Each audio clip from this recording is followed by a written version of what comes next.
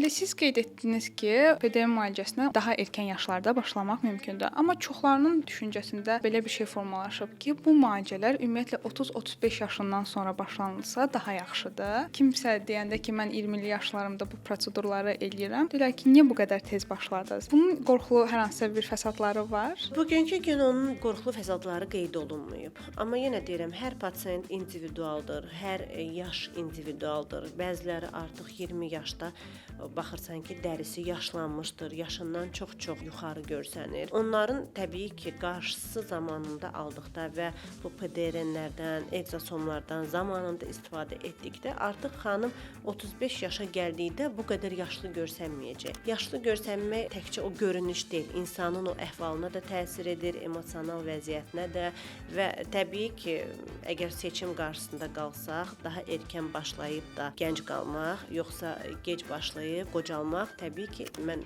məsləhət görərdim ki, başlayın, daha gənc qalın. Çünki insana həyat bir dəfə verilir və məncə o sırf o yaşlanmanı gözləməyə ehtiyac yoxdur.